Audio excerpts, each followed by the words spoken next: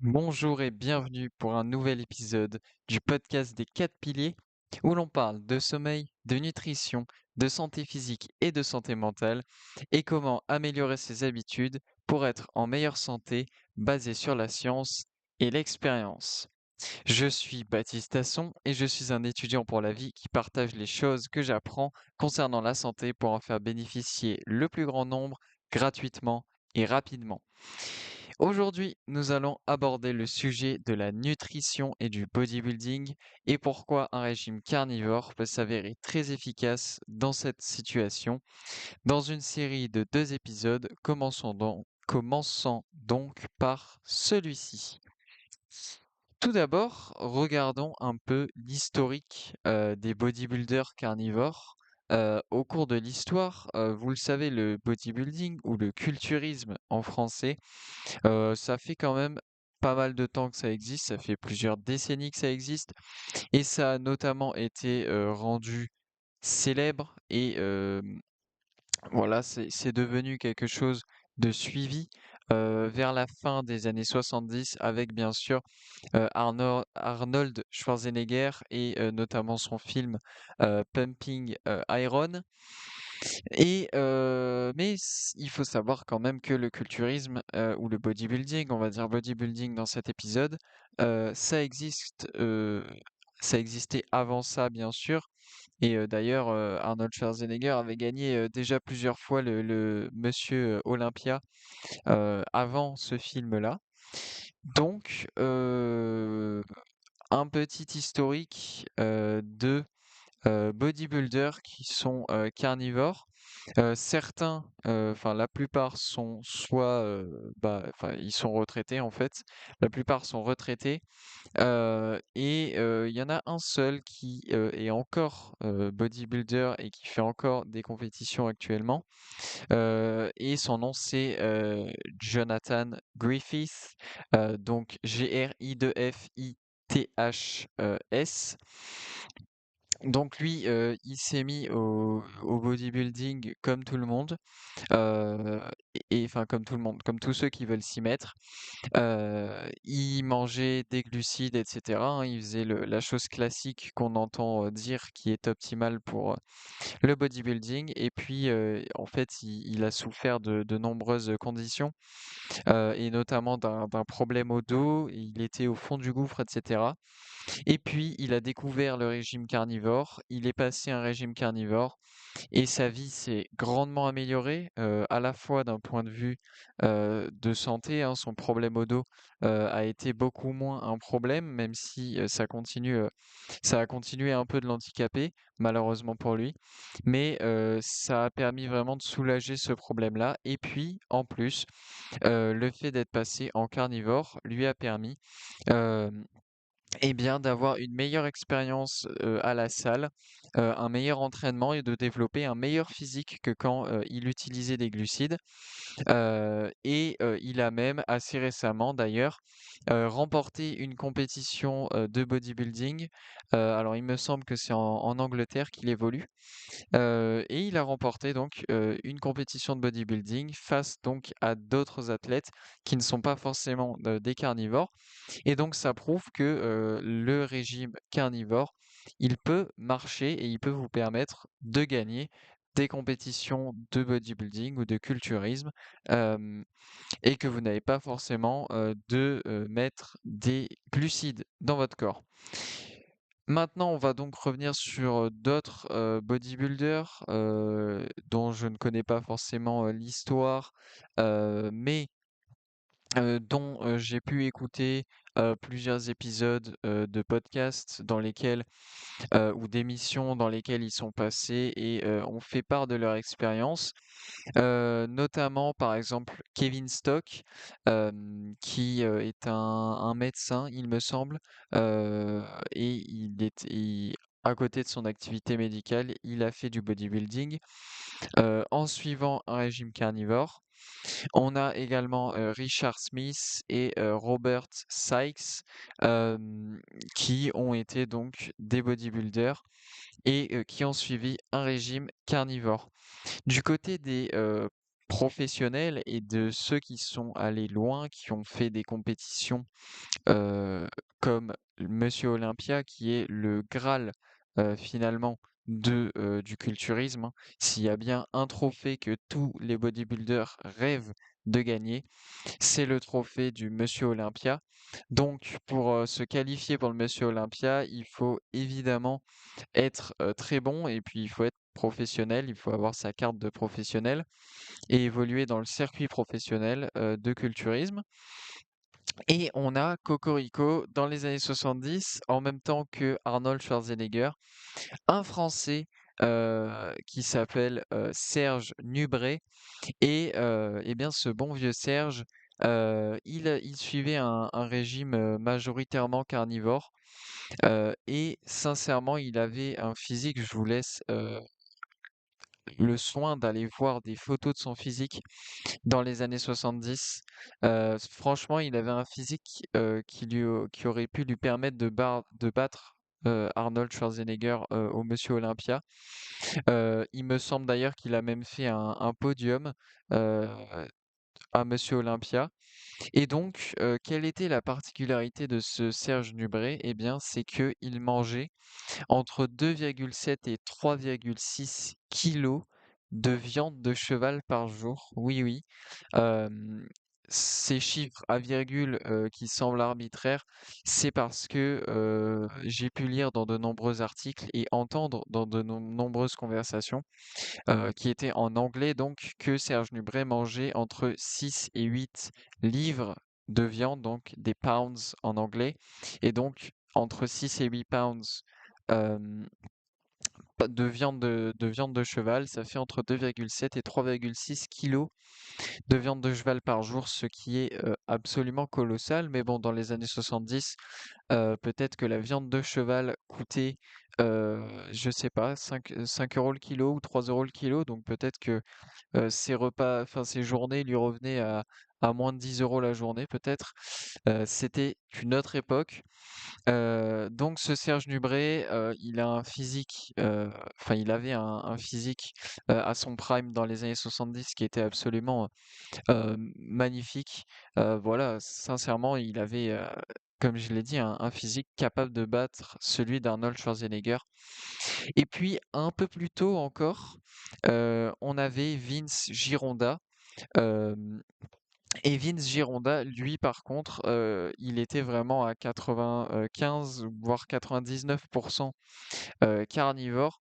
Il y a qu'une chose, en fait, on n'avait pas assez de science à l'époque et lui, il pensait que de temps en temps, c'était intéressant de prendre des glucides et de faire un carb load, comme on appelle en anglais. Donc une sorte de charge de glucides, c'est-à-dire que certaines semaines, il y avait un jour où il mangeait des glucides et il pensait que c'était pour permettre de régénérer ses stocks de glycogène notamment dans ses muscles. Mais maintenant, avec les nombreuses études qu'il y a eu depuis, on se rend compte que ça, c'était, bah, il s'est trompé sur ce point-là. Voilà, ça nous arrive tous de faire des erreurs. Mais donc, Vince Gironda, lui, hem, il mangeait globalement que de la viande et des œufs. Et en anglais, ils ont cette fameuse structure de steak and eggs, steak and eggs, steak and eggs. Donc en gros, il mangeait bah, ouais, des steaks, hem, des steaks de bœuf, hein, globalement. Alors pas des steaks hachés bien sûr, hein, des vrais steaks, de la bonne viande de bœuf, qui n'est pas, transformée. Et sincèrement, là aussi, si vous allez voir des photos de son corps quand il était donc, à son prime, franchement, il a développé un physique qui est très esthétique et que je pense, que pas mal de jeunes aimeraient bien avoir de nos jours parce que voilà, il a un physique qui est pas, c'est pas les Mass Monsters, qu'on a pu voir à partir des années 90, avec les Ronnie Coleman, les Dorian Yates, hem les Jay Cutler, tout ça, qui sont vraiment des monstres physiques. des monstres de masse, hein, littéralement, Mass Monsters. Lui, Vince Gironda, il a un corps qu'en fait, je pense même pas mal, la plupart des jeunes d'ailleurs, et moi-même, je pense qu'il est possible, très sincèrement, d'atteindre ce physique-là, parce qu'il a un physique qui est très sec, un physique qui est très esthétique, les muscles sont bien répartis, il y a ce qu'il faut, où il faut. Très sincèrement et voilà, il est pas trop énorme, donc je pense que c'est le genre de physique que beaucoup de personnes, ben, eh bien, aimeraient bien viser, voilà, plutôt que d'essayer d'être, le plus massif possible, donc ça, c'était, Vince Gironda. Heu, on va revenir vite fait sur qu'est-ce qu'un régime carnivore finalement? De quoi est-ce que, il se compose?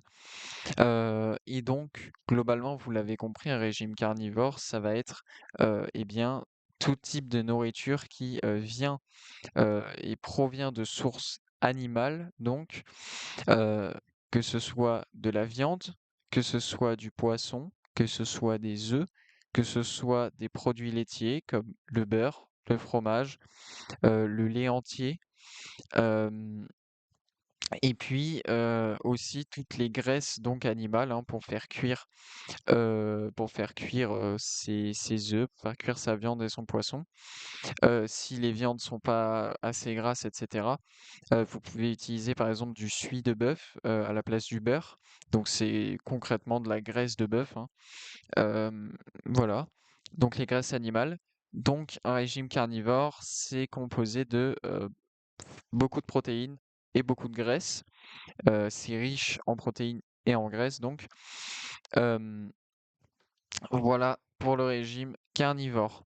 Heu, un régime carnivore, eh bien, en suivant un régime carnivore, c'est, plus facile de se, maintenir, de prendre du muscle et les séances sont meilleures aussi. Il y a pas besoin en plus de s'entraîner tant que ça, heu, 3-4 fois par semaine, ça peut suffire. Et de plus donc le maintien musculaire, est plus facile, quand vous suivez un régime carnivore et la récupération, musculaire est aussi, améliorée. En tout cas, c'est ce que rapportent, notamment tous les bodybuilders, non professionnels que j'ai pu citer, au début de cet épisode. Hem il y a aussi bien sûr, le docteur, Anthony Chaffee, qui est, assez connu, pour avoir un peu démocratisé aussi, tout comme Shawn Baker, le régime carnivore, et qui, en sont des porte-étendards finalement. Heu et donc avec, les différents, invités qu'ils ont pu avoir, sur, leurs podcasts respectifs, notamment ces bodybuilders-là et puis avec eux, leur expérience, voilà, se maintenir, prendre du muscle, récupérer, hem même, l'énergie, les niveaux d'énergie pendant les séances, heu, voilà, ils ont reporté que c'était, bien meilleur quand ils sont passés à un régime, carnivore. Hem et puis pour la prise de muscle, eh bien, il est bien plus facile d'en prendre, grâce à un régime carnivore, surtout si vous avez déjà plusieurs années de salle derrière vous, en partie car, vous n'avez pas toute cette eau et cette inflammation, dans votre corps, eau et inflammation qui sont donc, la cause de la prise de glucides, que ce soit les pâtes, le pain, enfin les glucides ou les céréales d'ailleurs. Hem et donc ces choses-là, puisque quand vous allez prendre beaucoup de glucides, votre insuline, va augmenter et ça va, induire des mécanismes qui vont faire que vous allez, faire de la rétention d'eau dans vos muscles et que vous allez aussi, stocker, donc plus de gras et cetera et donc que vos muscles vont être plus gros en apparence, de l'extérieur, mais ce sera pas forcément et ce sera même pas majoritairement du muscle. Ce sera surtout de la rétention d'eau et du gras. Et puis l'inflammation, elle va être causée par, eh bien, par la réaction de votre corps à ces types de nourriture-là. L'avantage d'un régime carnivore, c'est aussi qu'on n'a pas faim. Notre corps sait de quoi il a besoin et il nous informe lorsqu'on mange, qu'il a eu tous les nutriments qu'il souhaitait, contrairement à lorsqu'on mange un régime riche en glucides, où l'on continue de manger sans s'arrêter, menant à la, prise de poids.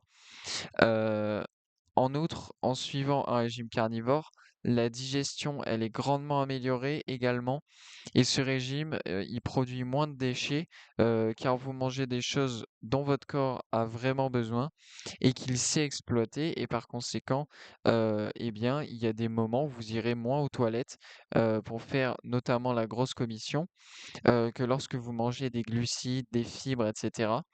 Hem, des fois, il peut arriver que et vous ayez des périodes avec, des semaines où vous n'allez, aux toilettes pour la grosse commission encore une fois, entre 1 et 4 fois par semaine.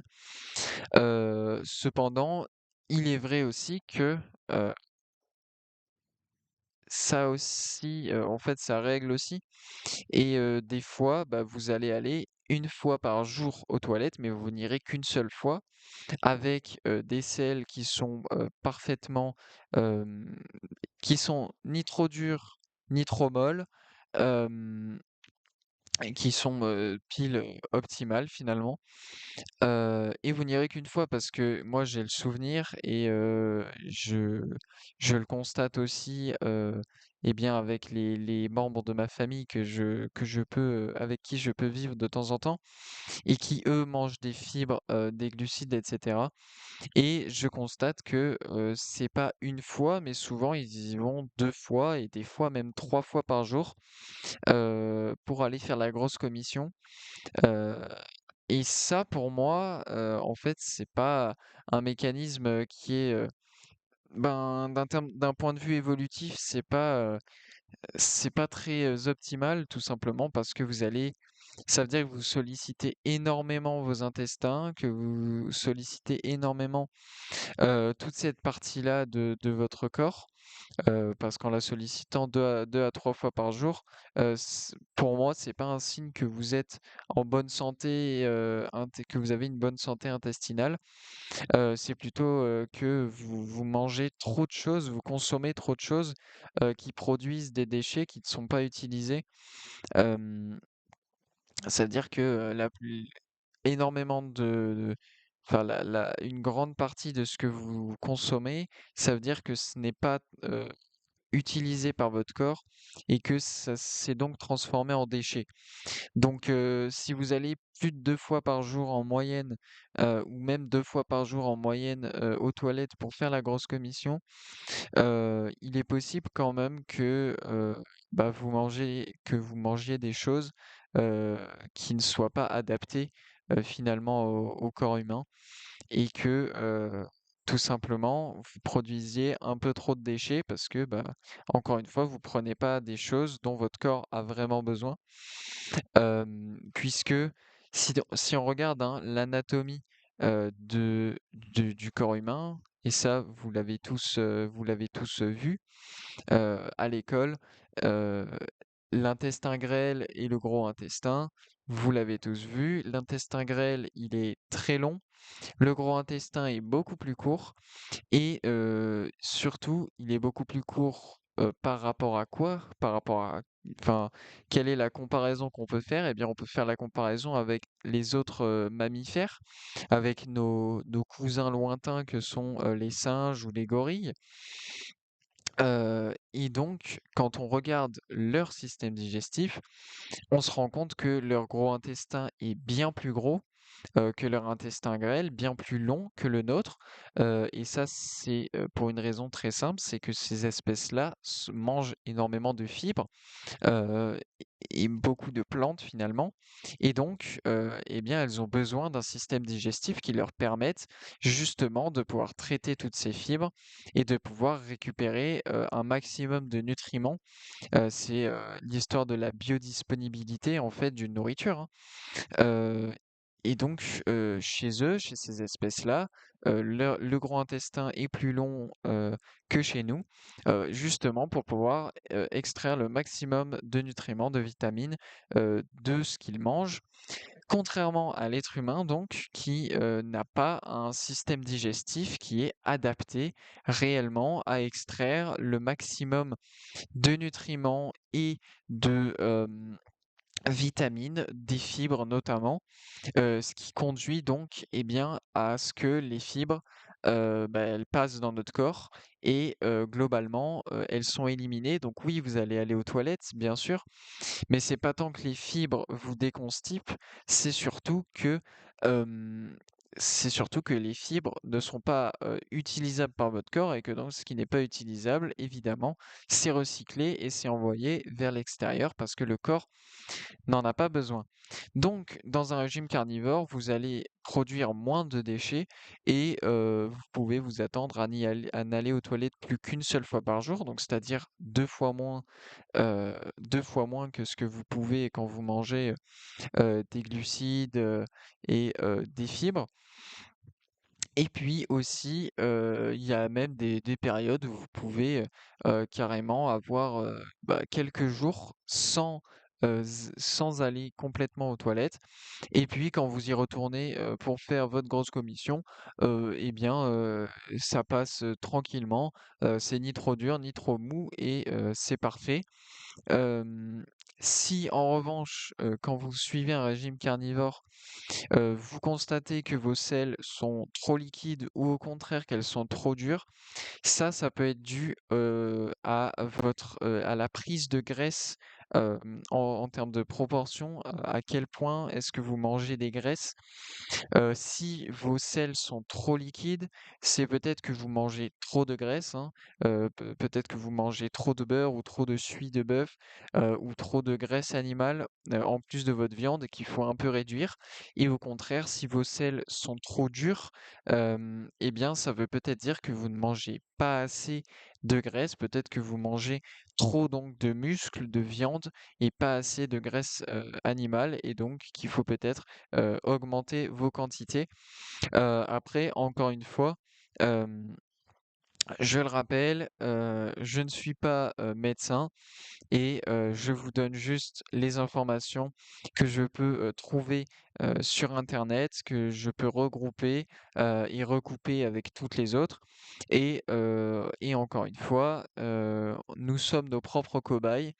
Vous pouvez tester, de transitionner vers un régime carnivore, et de passer à un régime carnivore. Vous pouvez, bien évidemment le faire, et si vous êtes en bonne santé, si vous n'avez pas de problème de santé, vous pouvez peut-être le faire sans suivi médical et encore, ça peut être intéressant d'avoir un suivi médical, mais par contre, si vous avez, des conditions, des maladies chroniques, du diabète ou autre, Heu, et bien là, bien évidemment, il faut quand même se faire suivre, lors de votre transition vers un régime carnivore par des professionnels de santé.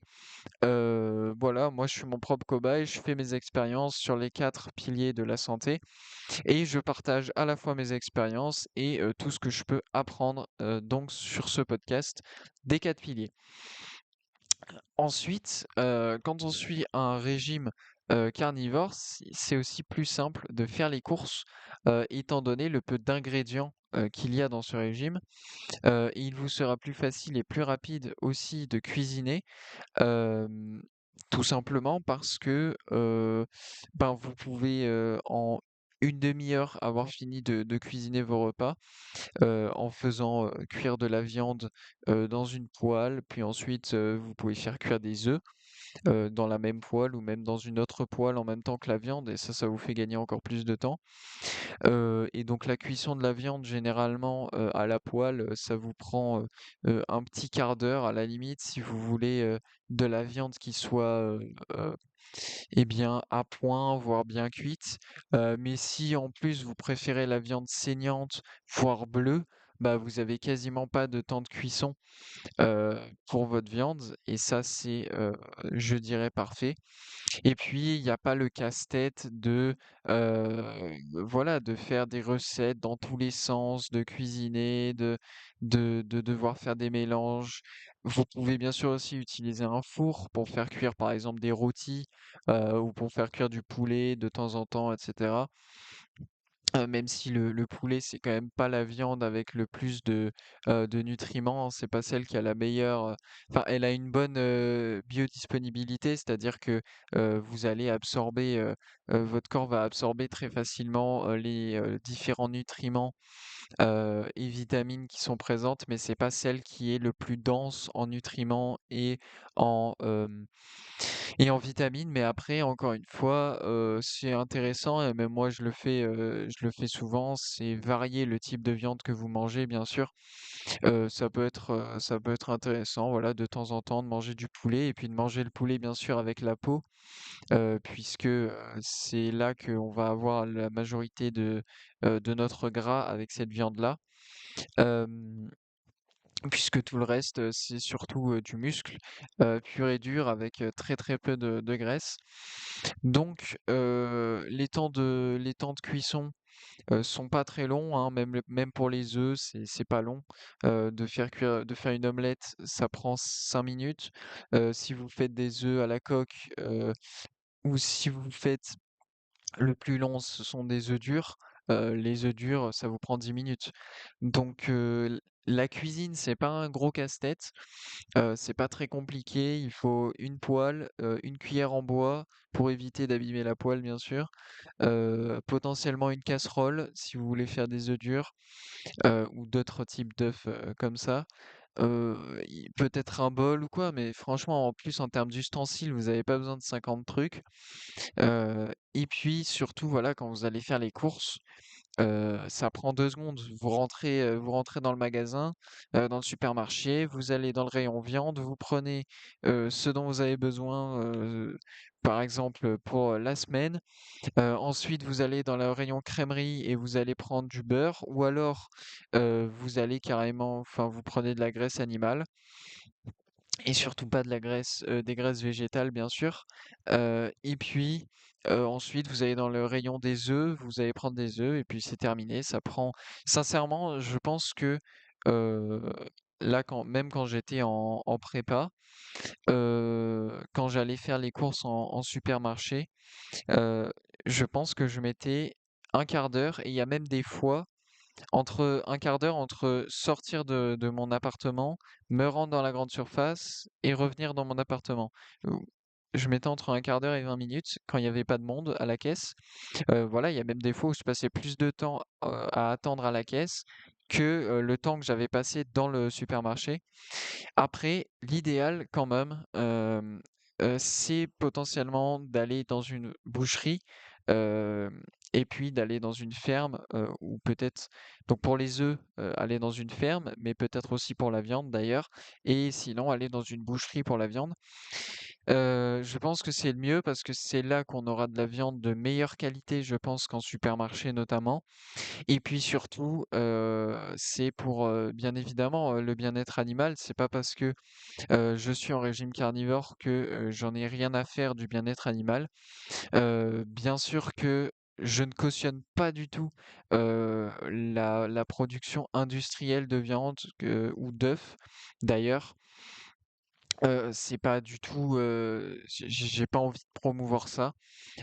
Déjà parce que pour les animaux, bien sûr, c'est pas une vie, d'être enfermé toute la journée et de vivre dans des conditions terribles. Et puis, en plus, d'un point de vue purement égoïste, en plus, cette viande-là ou même ces œufs industriels qui ont été faits de manière, peu éthiques, hem et bien, en plus, elles ont moins de nutriments, elles sont moins riches en nutriments et en vitamines. Donc c'est de la moins bonne qualité en plus. Donc, je ne cautionne pas ça, et c'est pour ça que l'idéal, c'est certainement d'aller, en boucherie.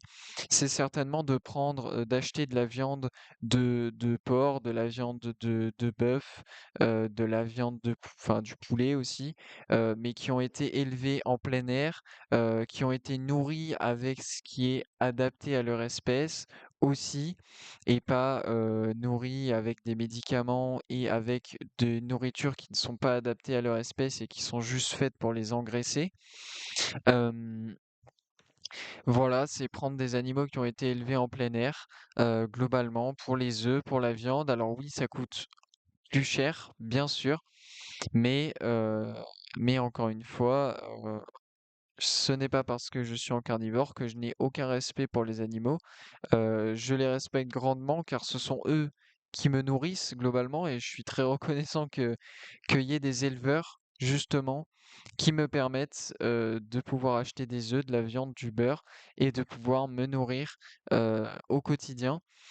Et puis un dernier point quand même que j'aimerais bien rappeler, c'est que oui, il y a toute cette production industrielle, mais encore une fois, la grande majorité des éleveurs, d'animaux, que ce soit pour la viande ou que ce soit pour les produits laitiers ou pour les œufs, il faut pas oublier que ce sont des êtres humains, heu, qui, s'attachent aussi à leurs bêtes et que, la plupart des éleveurs ne sont pas des monstres, sans cœur et que, bien évidemment, que ces éleveurs, ils en ont quelque chose à faire de leurs animaux et des conditions dans lesquelles elles évoluent. Hem et donc évidemment, ils vont tout faire pour avoir des animaux qui sont, dans la meilleure forme possible, qui ont la meilleure santé possible, à la fois parce que eux, ils sont attachés à ces bêtes-là et ils veulent leur donner, une belle vie aussi et aussi parce que, bah, pour le business, c'est quand même ça rapporte plus à l'agriculteur d'avoir des animaux qui sont en bonne santé heu et qui sont qui donnent des produits de qualité plutôt que des animaux qui sont en mauvaise santé et qui nous coûtent des frais à cause de leur mauvaise santé et qui en plus, produisent des produits de moins bonne qualité et donc qui sont moins bien, valorisés finalement financièrement. Donc les éleveurs, ils ont tout intérêt, hein, à avoir des animaux qui sont en bonne santé, et qui produisent, de la viande, du lait, ou des œufs de la meilleure qualité possible. C'est tout dans leur intérêt. Hem, après cette parenthèse, j'aimerais bien vous dire aussi qu'il n'est pas forcément nécessaire de traquer ces macros, que ce soit les protéines et les matières grasses que vous prenez. Heu Ça, c'est en général, et surtout si vous n'essayez pas d'être bodybuilder. Mais si vous voulez être un bodybuilder, même amateur, hein, traquer ces macros, ça peut vous aider tout de même, pour pouvoir expérimenter de nouvelles choses, constater leur impact sur votre physique, sur vos performances.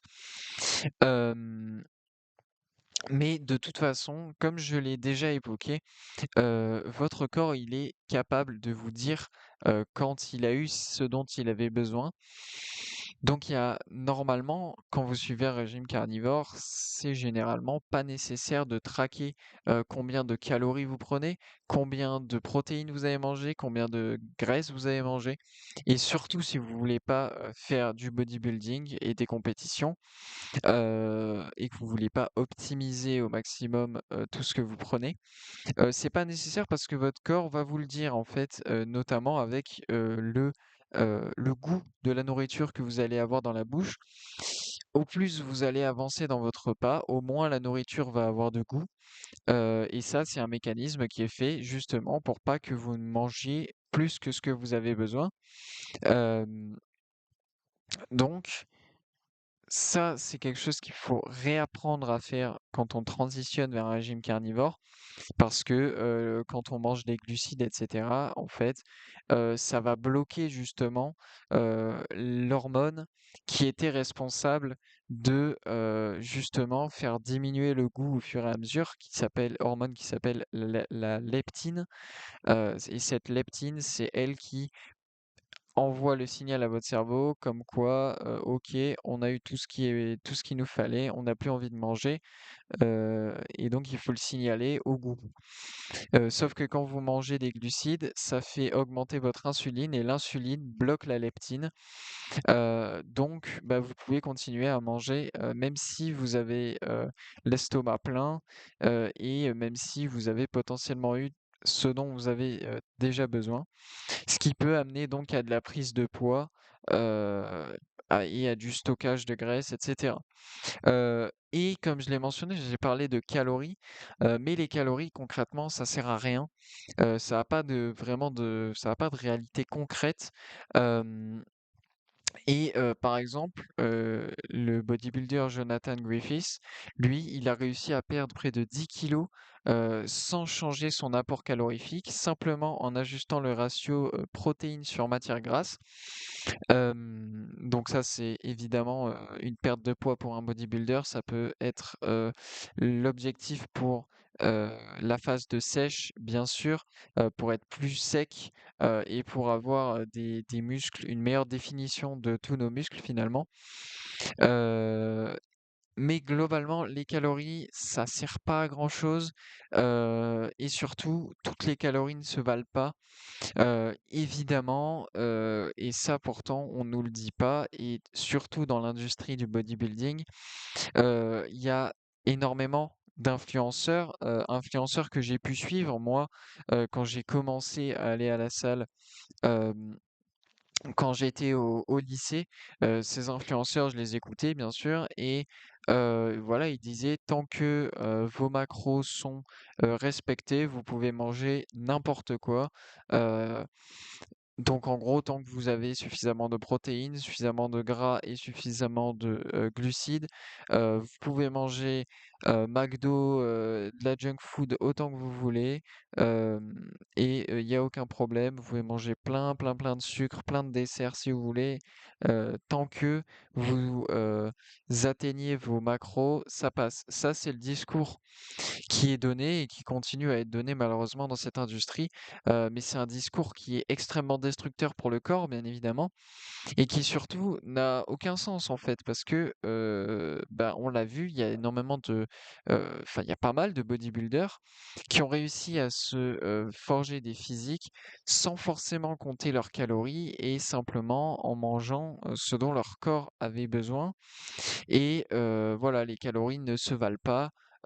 1000 calories, de junk food, de malbouffe, ça ne vaut pas 1000 calories, de côte de bœuf. Ça n'a rien à voir, parce qu'en plus, manger, une côte de bœuf de 1000 calories, je peux vous dire que c'est un gros morceau, et vous n'arriverez peut-être même pas à le manger en entier sans vous forcer sur la fin, certainement. Mais avec une côte de bœuf,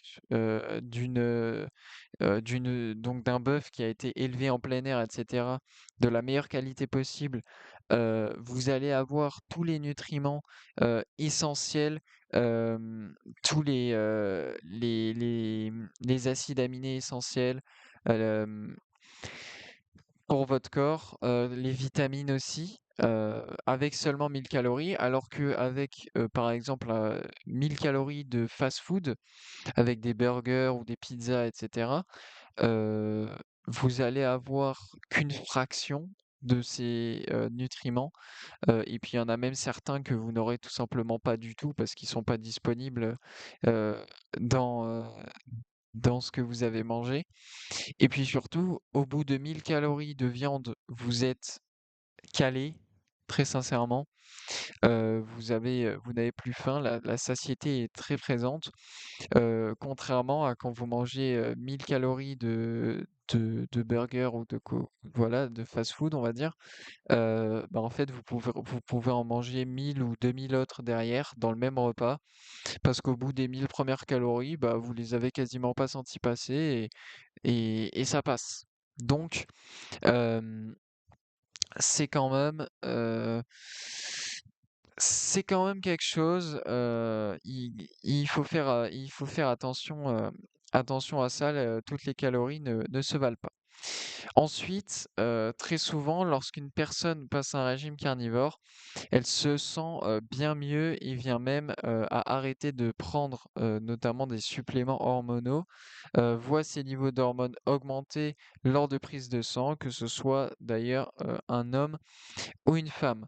Une chose qui est sûre, c'est que passer d'une alimentation normale à un régime cétogène, déjà, ça vous donnera de grands bénéfices sur votre santé en général. Mais la question, c'est pourquoi? Pourquoi s'arrêter là finalement? Pourquoi ne pas, continuer à tester, différents régimes cétogènes pour voir comment ils vous affectent, et pour essayer de trouver, celui qui semble le plus optimal pour vous? Encore une fois, il en existe tellement des régimes cétogènes, hem, en dehors de, carnivore, même en carnivore, en fait, c'est très général puisque carnivore, il y a ceux qui ne mangent que, de la viande et qui boit de l'eau. Ensuite, il y a ceux comme moi qui mangent de la viande, qui prennent des œufs et qui prennent de temps en temps des produits laitiers comme du fromage ou qui cuisent leurs œufs dans du beurre.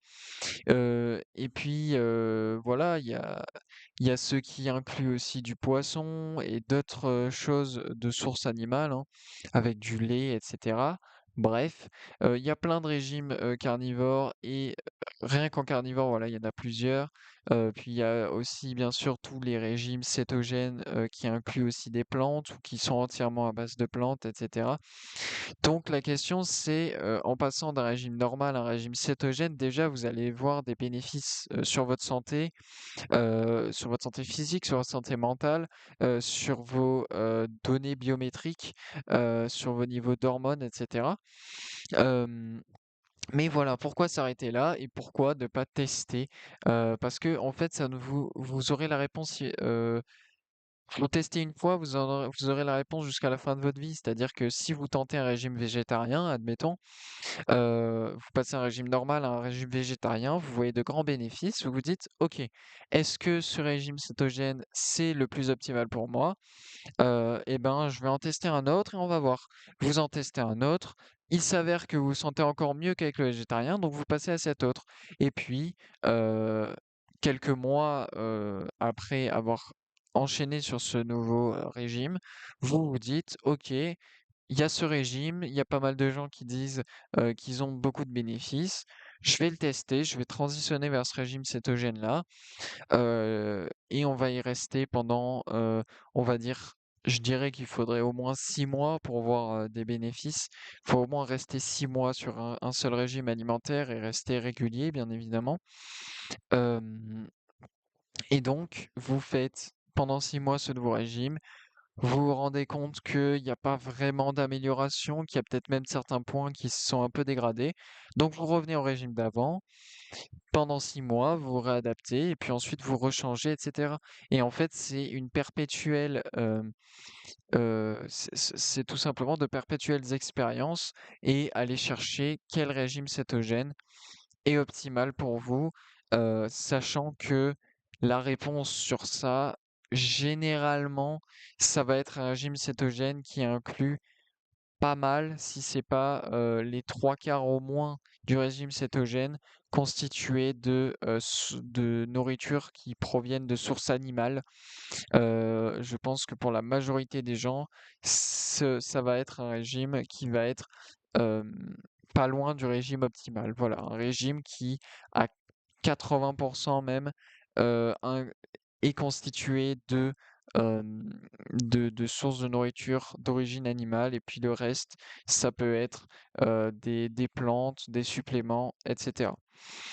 Hem, donc on en revient toujours aux expériences que chacun peut et doit faire hein, concernant sa nutrition afin de l'optimiser à la fois pour ses performances physiques et mentales et ses sensations en général et sa santé même, car il est impossible hein, de faire de vraies bonnes études sur l'impact d'un régime alimentaire car il y a bien trop de variables et que ça serait pas éthique à faire. C'est-à-dire qu'il nous faudrait littéralement prendre des êtres humains et les enfermer dans un complexe toute leur vie et faire en sorte qu'ils mangent toujours la même chose, dorment toujours de la même manière, qu'ils fassent toujours le même nombre d'exercices, etc. Bref, c'est pas faisable, donc c'est pour ça que vous prenez les informations, énormément de témoignages sont faits et c'est la beauté aussi d'Internet, hein, c'est qu'on a toutes ces données à disposition mais que voilà, c'est à vous de prendre toutes ces informations et de voir, de tester qu'est-ce qui marche pour vous, qu'est-ce qui ne marche pas pour vous, pour avoir une alimentation finalement qui soit bonne pour votre corps et pour vos objectifs. La chose importante aussi pour prendre du muscle, c'est de souffrir, c'est d'aller proche de l'échec à chaque série. C'est ce qui fait la différence sur le long terme, entre un bon physique et un excellent physique. Hem et en plus de, la souffrance et d'aller proche de l'échec, il faut aussi inclure, de la surcharge progressive, hein, donc progressive overload en anglais. Surcharge progressive, qui, consiste donc à augmenter entre deux séances, 2 mêmes séances, soit le nombre de répétitions, soit la charge de travail. Heu, Maintenant, on va voir ce que fait, Jonathan Griffiths qui, lui est donc encore actif dans le bodybuilding pour ses séances. Donc, c'est juste un exemple de ce qu'il fait. C'est pas forcément le plan parfait pour faire du bodybuilding. C'est pas forcément la chose optimale pour vous non plus. C'est juste un exemple de ce que un bodybuilder fait. Donc, concrètement, ces exercices, il fait entre 5 et 10 secondes de phase excentrique, donc c'est-à-dire la descente, généralement dans le mouvement, hein, que ce soit le squat ou lorsque vous faites par exemple des curls pour les biceps, c'est lorsque vous allez descendre. Ensuite, il fait entre 2 et 4 secondes de statique, donc il fait une pause en bas du mouvement. Et puis, de nouveau, entre 5 et 10 secondes de phase concentrique, donc c'est-à-dire la montée. Ça, c'est pour avoir un maximum de contrôle et pour n'avoir aucun élan utilisé lors des répétitions pour isoler un maximum le groupe de muscles visé afin de favoriser l'hypertrophie. Ce qu'il fait aussi, c'est entre 6 et 10 séries par groupe de muscles jusqu'à la limite de l'échec. Hem Maintenant, vous devez faire le test, hein, en fait, de combien de séries, de répétitions, à quelle fréquence aller à la salle, quel est votre niveau de fatigue musculaire, votre niveau de récupération, comment va votre appétit, comment vous dormez, afin de faire les choses les plus utiles pour votre prise de muscle. Encore une fois, sur le podcast des 4 piliers, on a un épisode sur justement la prise de muscle. Qui est sorti, il y a 3 semaines, un mois, il me semble. Heu et donc là, on parle aussi de protocole, et on rentre plus en détail sur l'aspect, santé physique plutôt que l'aspect nutrition, heu, de la musculation. Hem Heu, En revanche, si vous ne constatez pas de réel progrès au cours du temps, c'est sans doute qu'une chose ne va pas et que, vous ne devez pas très bien récupérer et qu'il faut donc changer une ou plusieurs choses, de celles qui ont été, citées précédemment. Hem, Peu importe aussi, que vous fassiez peu de répétitions avec beaucoup de charge ou beaucoup de répétitions avec peu de charge, le tout pour prendre du muscle, c'est d'aller proche de l'échec lors de chaque série et encore une fois de faire cette surcharge progressive entre, et bien 2 mêmes séances. Enfin, en contrôlant aussi, de la manière décrite plus tôt, les mouvements, ça vous permet d'avoir moins de pression sur vos tendons, sur vos ligaments et sur vos articulations aussi, et donc ça réduit, de ce fait les risques de blessures. Hem En tant qu'athlète, pour continuer à performer, lors de la transition d'un régime riche en glucides vers un régime carnivore, il faut progressivement éliminer les sources de sucre et de glucides ainsi que les plantes. Par exemple, si vous mangez 300 grammes de riz tous les jours, vous pouvez diminuer de 50 grammes chaque semaine jusqu'à atteindre zéro, tout en augmentant progressivement la quantité de viande et de graisse que vous prenez. Cela est fait pour que, votre métabolisme ne soit pas trop perturbé et que vous puissiez, pouvoir continuer à performer correctement, à la salle notamment et puis, en dehors de la salle aussi. Mais c'est la salle, ici qui nous intéresse et d'ailleurs pour le bodybuilding, vous n'avez pas besoin de manger des glucides, comme donc tous les influenceurs le prêchent sur les réseaux sociaux pour prendre du muscle et avoir un bon physique. Le régime carnivore, il permet de prendre de la masse musculaire et non de bourrer nos muscles de glycogène, d'eau et de gras que vous allez perdre ensuite en phase de sèche. Certes, vos muscles, ils sembleront plus gros de l'extérieur, mais ce ne sera pas du muscle, mais du gras et de la rétention d'eau due aux glucides. Et donc ça veut dire que potentiellement sur le long terme, eh bien, cette accumulation de gras et de rétention d'eau, et ben, ça peut affaiblir vos muscles et vous pouvez, devenir plus faible malgré, le fait que vous ayez potentiellement des gros bras. Hem, Faire du bodybuilding en suivant à minima un régime cétogène, voire un régime carnivore, c'est sans doute la manière la plus saine pour votre santé de le faire. Déjà, un régime carnivore, ça vous permet d'améliorer votre relation avec la nourriture, et pour les bodybuilders naturels suivant un régime cétogène, voire carnivore, le fait de manger beaucoup de matières grasses animales permet d'avoir, des niveaux hormonaux bien plus stables, notamment pour la testostérone et l'hormone de croissance et le fait d'avoir du cholestérol en masse grâce à ce régime permet donc de produire, la testostérone et les autres hormones. Hem Tout simplement. Le problème, c'est le même qu'en cyclisme notamment, pour le bodybuilding.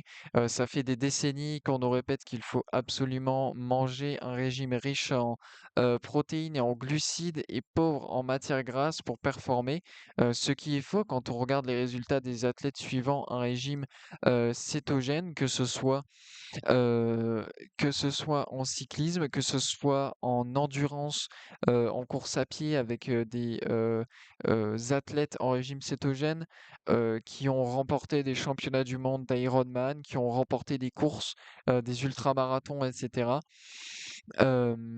Et ça, j'en parle, dans le dernier épisode, du podcast des 4 piliers concernant la nutrition. Donc ce sont les épisodes, avec du rouge sur la miniature, et c'est le seul avant cet épisode-là à parler, de nutrition. Donc ça, on en parle dans cet épisode-là.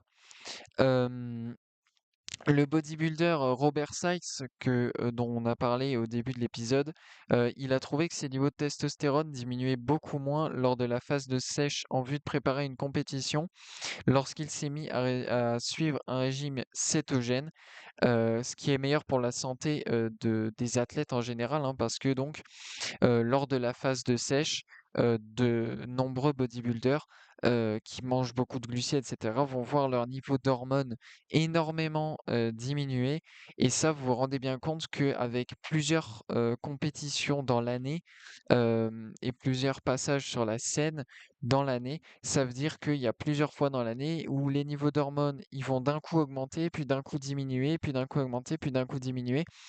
Et donc ça, bah, sur le long terme, vous vous doutez bien que pour votre organisme, c'est pas du tout idéal. Hem donc avec le régime carnivore, il semble que, hem, eh bien, ce problème-là des niveaux hormonaux, permette d enfin, soit un peu réduit, ce qui est donc meilleur pour la santé. En restant sur les hormones, en prendre via des suppléments afin d'améliorer ses performances, c'est certainement une des pires choses que vous pouvez faire.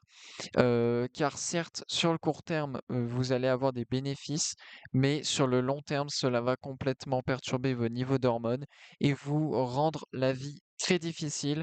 Et si vous en avez vraiment abusé, il y a même des chances pour que vous soyez forcé à prendre des médicaments pour aider votre corps à produire les hormones dont vous avez besoin jusqu'à la fin de votre vie, car vous aurez un peu tout cassé dans votre corps. Donc, voilà, prendre des suppléments ou bien sûr des stéroïdes, c'est pas du tout une chose optimale. Sur le court terme, ça peut vous permettre, si vous faites du bodybuilding, d'aller remporter quelques compétitions. Sauf que si à vos 35 ans, vous avez déjà un corps qui part en cacahuète et que jusqu'à la fin de votre vie, vous allez devoir prendre des médicaments tous les jours parce que vous avez fait le con dans votre vingtaine, ben, vous le regretterez très certainement. Donc, on a envie d'éviter ça. Le problème aussi de la phase de bulk, entreprise par la plupart des gens de nos jours, donc la phase de bulk, hein, c'est la phase avant une compétition où un bodybuilder va manger énormément, jusqu'à ouais, entre 5 et 7 repas par jour et des repas assez conséquents. Et donc ça, c'est pour faire une prise de masse, voilà, c'est une phase de prise de masse énorme avant la phase de sèche, juste avant la compétition.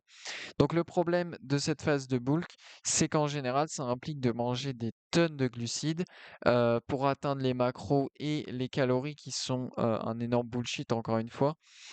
Et plus vous consommez de glucides, plus vous allez devenir résistant à l'insuline et cela va causer des dégâts dans votre corps.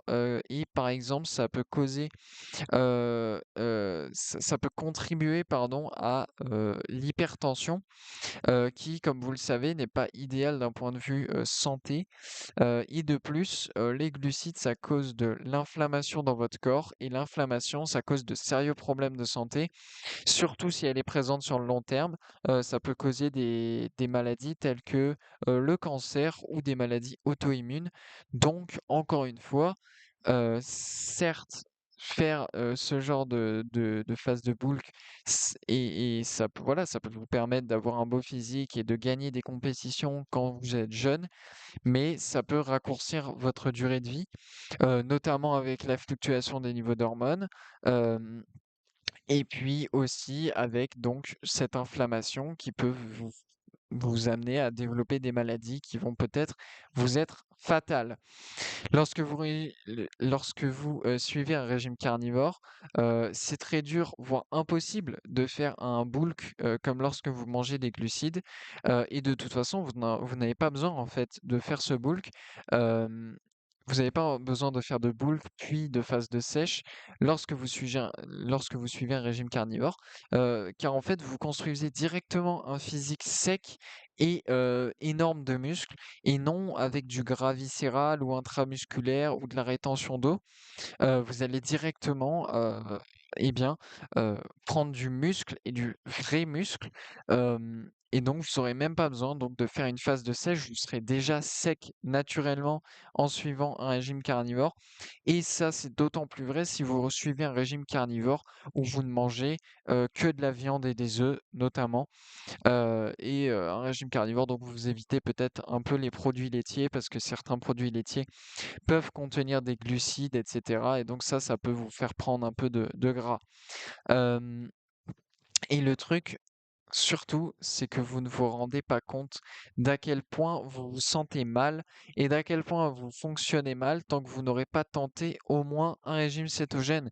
C'est-à-dire que pour la plupart des gens, euh, et moi inclus lorsque j'étais au lycée, etc., et que je suivais un régime normal et soi-disant pas trop mauvais pour la santé, c'est tout simplement que on a constamment cette espèce de brouillard dans le cerveau et physiquement des fois on se sent très fatigué, etc. Et puis je suis passé à un régime cétogène et là, waouh, c'est un peu une ouverture ça m'a ouvert les yeux finalement sur à quel point je fonctionnais pas super bien et pas en tout cas de manière optimale du tout avant donc de transitionner à ce régime cétogène.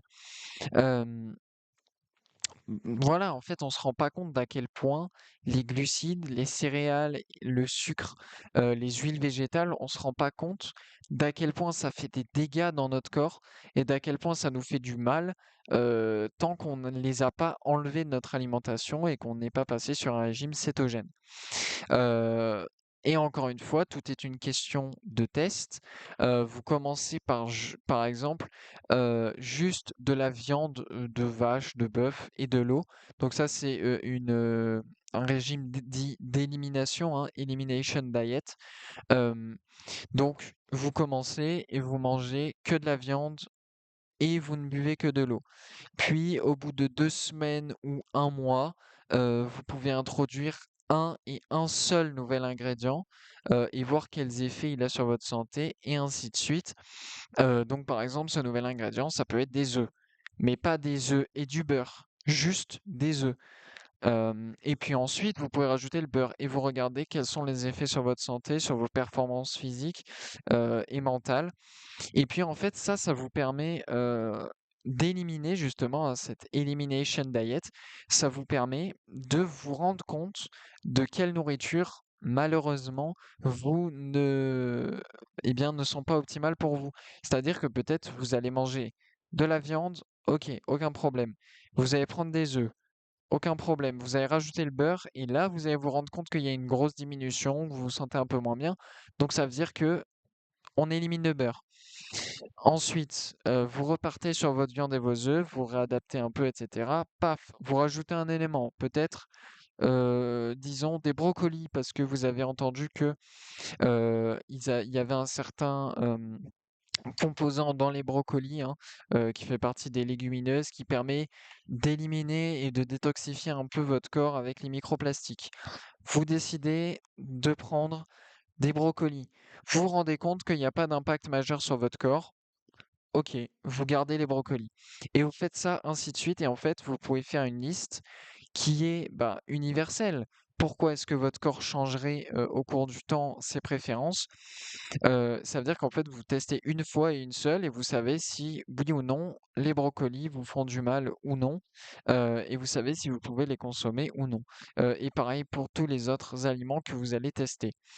Le dernier point, de cet épisode, ça va donc être le suivant. Souvent on entend dire,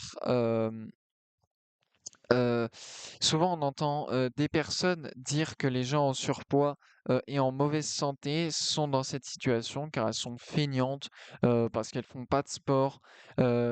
Mais laissez-moi vous dire que c'est surtout parce qu'on nous a menti en fait toute notre vie, et que l'on nous ment encore sur ce qu'il faut que l'on mange pour être en bonne santé.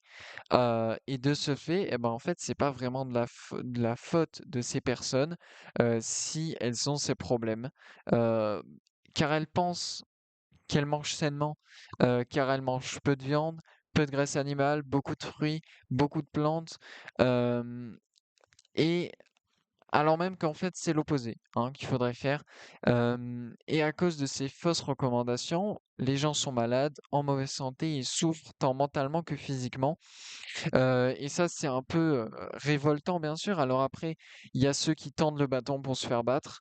Il y a les personnes, qui boivent, enfin qui sont, en surpoids, donc à cause de leur alimentation, mais ça, encore une fois, c'est parce que, on nous ment sur notre alimentation. Mais par contre, en même temps, elles fument, en même temps, elles boivent de l'alcool et malheureusement, bah, ces personnes-là, elles prennent le bâton pour se faire battre et là, il y a pas trop de enfin, à un moment, si vous buvez de l'alcool très régulièrement, si vous fumez, et cetera, ben, vous savez que c'est pas bon pour votre santé et là, voilà.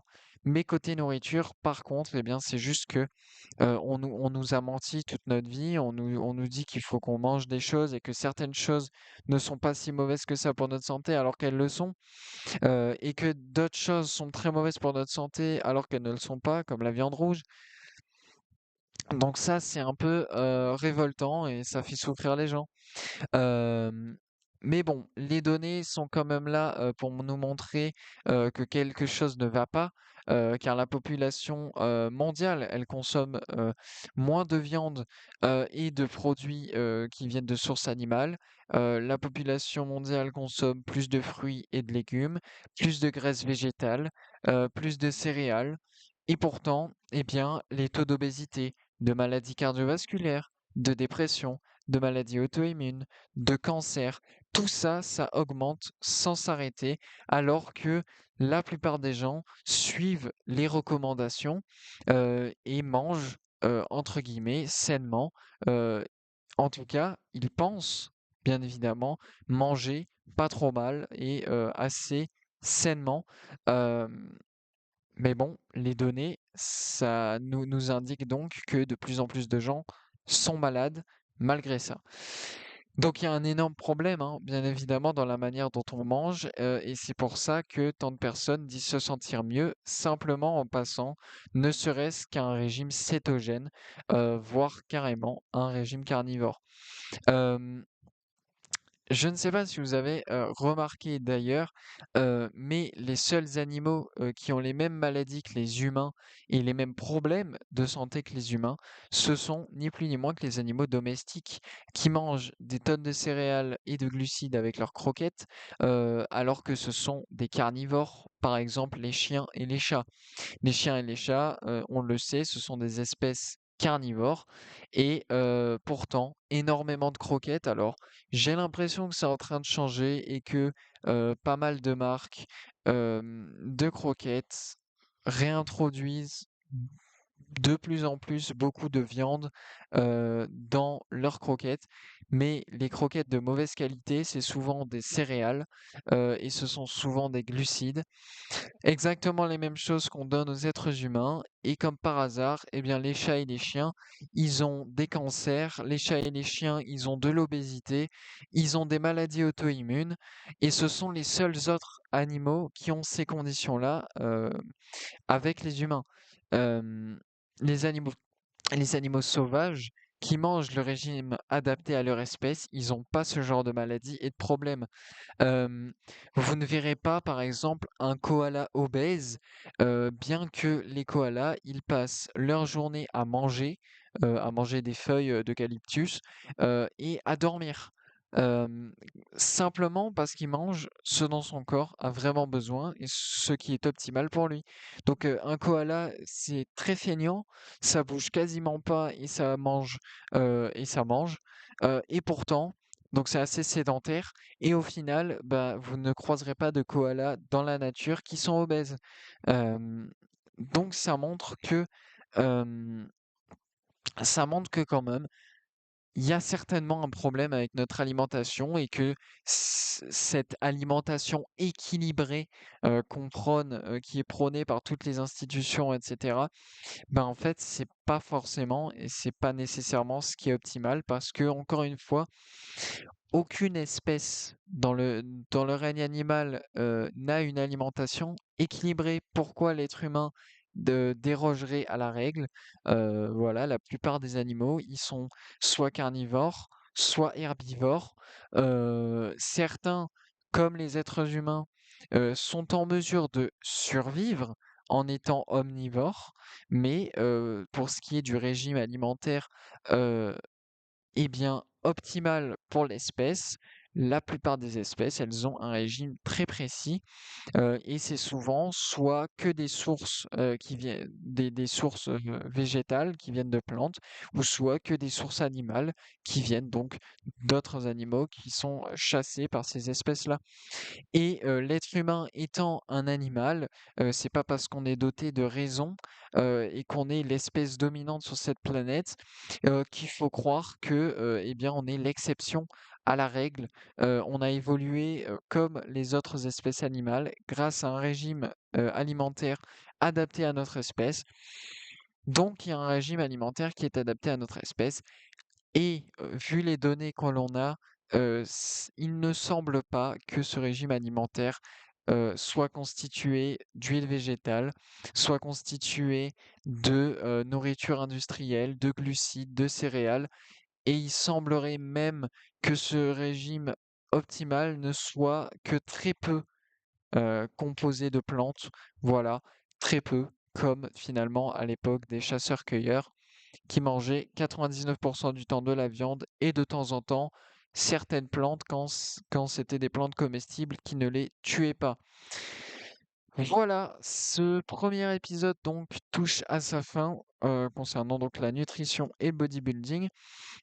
Encore une fois, je vous remercie d'avoir suivi cet épisode du podcast. Merci de vous intéresser dans la science, merci de vous intéresser dans votre santé. Et sur ce, comme d'habitude, eh bien, je vous souhaite une excellente journée.